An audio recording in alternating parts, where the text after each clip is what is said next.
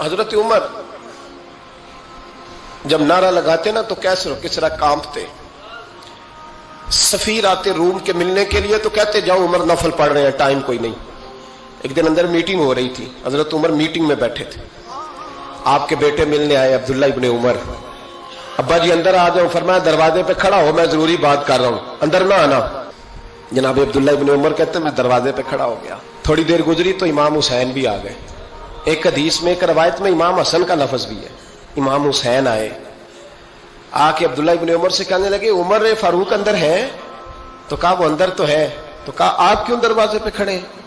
کہنے لگے ابا جی نے کہا ہے یہاں انتظار کرو، میں کوئی ضروری بات کر رہا ہوں. لیکن شہزادے میرے لیے کہا ہے، میرے لیے آپ جانا چاہیں تو چلے جائیں. امام حسین کہنے لگے امیر المومنین کوئی بات کر رہے ہوں گے، میں ظہر کے وقت مسجد میں مل لوں گا، ظہر کا ٹائم آئے گا نا تو میں مسجد میں مل لوں گا.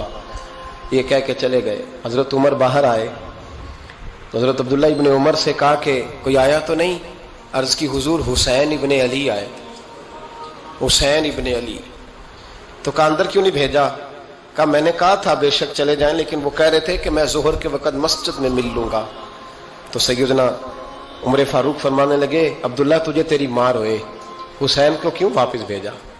پھر عمر دنیا داروں کے سامنے ڈٹنا، کھڑا ہونا عمر پہ ختم ہے، لیکن جو اندر کی بات ہے نا، روح کی، جو عقیدت کی بات ہے، جو وفا کا رشتہ ہے، اس کو کون سمجھے؟ یہ جو روح کی مجبوریاں ہیں، یہ جو وفا کی مجبوریاں ہیں، اسے لوگ کیا سمجھیں؟ انہیں کیا پتا کہ مرشد کے بیٹے کے پیر چومنے میں حسن کیا ہوتا ہے. انہیں کیا پتا کہ جب استاد کا بیٹا گھر میں آتا ہے تو دل کرتا ہے مکان بیچ کے اسے دے دیں، اس کے باپ کی نیکیاں بڑی ہیں. جناب عمر فاروق دوڑے گئے، امام حسین کے دروازے پہ دستک دی. امام حسین باہر رکھا. شہزادے یار ملنے آئے تھے تو بغیر ملے کیوں آ گئے؟ عرض کی کہ آپ مصروف تھے، آپ کے اپنے بیٹے بھی دروازے پہ کھڑے تھے تو میں واپس آ گیا.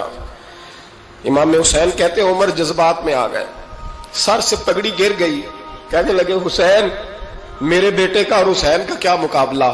کیا اس کی ماں کا نام فاطمہ الزہرا ہے؟ کیا اس کی نانی کا نام خدیجہ الکبریٰ ہے؟ کیا اس کے نانے کا نام محمد مصطفیٰ ہے؟ اور پھر سر سے پگڑی اتری تھی، اپنے بال زور سے پکڑ لیے. کہنے لگے حسین میں نا مکے میں اونٹ چرایا کرتا تھا اور ڈنڈوں سے مار کھاتا تھا اپنے باپ سے. یہ جو آج ساری دنیا میں عمر کے نعرے لگتے ہیں یہ تیرے نانے کا صدقہ ہے. شہزادے میری وفا اور میری وفا میں جب تیرا دل کرے نا دوڑ کے آ جایا کر. عمر تو نو. ایک دن امام حسین نے آ کے نا جناب فاروق اعظم سے کہا، خطبہ دے رہے تھے بچوں کی طبیعت شروع میں، پتہ نہیں کیا بات آئی امام حسین کے دل میں. کہنے لگے عمر نیچے اترو، یہ میرے نانا کا ممبر ہے. تو حضرت سیدنا عمر سنو، کبھی میرا بھی بچہ آ جائے تو میں کہتا ہوں اس کو پکڑو یار، بچوں کو تو نہیں نا جمعوں میں مطلب ذکر کیا جاتا، اترنا میرے نانے کا ممبر ہے. جناب عمر اتر کے نیچے کھڑے ہو گئے. تو کہا جا کے اپنے نانے کے ممبر پہ بیٹھ. تو حضرت عمر رو پڑے. کہنے لگے شہزادے میرے نانے کا ممبر ہی کوئی نہیں ہے ہی نہیں، یہ ممبر یہ مصلی یہ تیرے نانے کی شان ہے، میرے نانے کا کوئی ممبر نہیں، تیرے ہی نانے کا ممبر ہے. تھوڑی دیر کھڑے رہے تو امام حسین کہنے لگے اچھا کوئی نہیں آپ کے نانے کا ممبر کا نہیں؟ کہا چلو پھر میرے نانے کے ممبر پہ بیٹھ جاؤ چلو خیر ہے. کوئی نہیں آپ کے نانے کا؟ کہا نہیں. تو کہا کوئی نہیں پھر میرے نانے کے. جب حضرت عمر بیٹھے تو بڑا شاندار جملہ کہا. فرمانے لگے میں ممبر پر مرضی سے نہیں بیٹھا تھا، مجھے ابو بکر نے بٹھایا تھا، اور پھر حسین کے کہنے پہ میں اترا ہوں، اب مجھے حسین نے بٹھایا ہے. اب کسی کی جرت ہے تو عمر کو اتار کے دکھائے، اب میں حسین کا تیری نسل پاک میں. یار کتنی بے شرمی کی بات ہے، لوگ امام حسین کو باغی کہے. وہ حضرت امام اعظم ایک باغ میں بیٹھے تھے، شاگرد ساتھ تھے، تو کتابیں بکھری ہوئی تھی، کچھ لکھا جا رہا تھا، بکھری ہوئی تھی کتابیں. امام محمد بھی بیٹھے تھے، امام ابو یوسف، کئی اور شاگرد بیٹھے تھے. تو جب لکھتے ہیں نا یہ لوگ تو حوالوں کی تلاش ہوتی ہے، کتابیں بکھری ہیں، صفحے بکھرے. بچے گیند کے ساتھ کھیل رہے تھے تو گیند اچانک باغ میں آئی تو ایک چھوٹا سا بچہ گیند لینے آیا تو امام اعظم اٹھ کے کھڑے ہو گئے. وہ بچہ گیند لے کے چلا گیا، کتابیں ساری پھر بکھر گئیں، جو گود میں رکھی ہوئی تھی وہ بھی نیچے گر گئیں، کچھ صفحے بھی گر گئے. थोड़ी देर के बाद वो बच्चा चला गया, इमाम साहब बैठ गए, फिर आया, गेंद गिरी आके बाग में, तो वो फिर बच्चा लेने आया, वही बच्चा। इमाम साहब फिर खड़े हो, वो कई बार आया, जितनी बार आया खड़े हो गए। कई लोग सब्र नहीं कर पाते, जल्दबाज होते हैं आजकल के शागिर्दों की तरह। तो एक शागिर्द बोल पड़े, कहने लगे हुजूर वो तो बच्चा है, 100 दफा आएगा। अब 100 दफा खड़े होंगे। फरमाया तू 100 की बात करता है, ये 1000 दफा भी आया तो मैं खड़ा होऊंगा।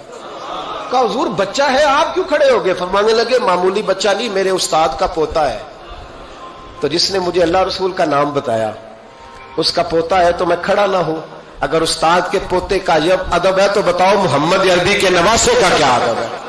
रसूलुल्लाह सल्लल्लाहु अलैहि वसल्लम लोग समझते हैं हम कायल नहीं है वो वाली शहादत बयान करने के जिसमें कहते हैं हाय हुसैन तो सकीना तो जैनब। हमारे बुजुर्गों ने हमें ये सबक, हमारे बुजुर्गों ने हमें बताया कि इमाम हुसैन की शहादत इस तरह बयान करो कि नौजवानों में जज्बा जिहाद पैदा हो, औरतें सब्र का पहाड़ बन जाए, इस तरह शहादत हम वो वाली। लेकिन एक बात जरूर ज़हन में रखें, ये जो लोग कहते हैं ना बड़े मजलूम थे, पानी नहीं आ सका, मेरे से हवाला देखे जिसने देखना है, मेरे से हवाला देखे, मेरे से।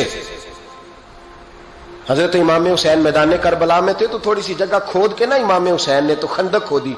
खंदक खोदना अरब का रिवाज था, मदीने में भी खंदक खोदी गई, उसका नाम ही जंगे खंदक।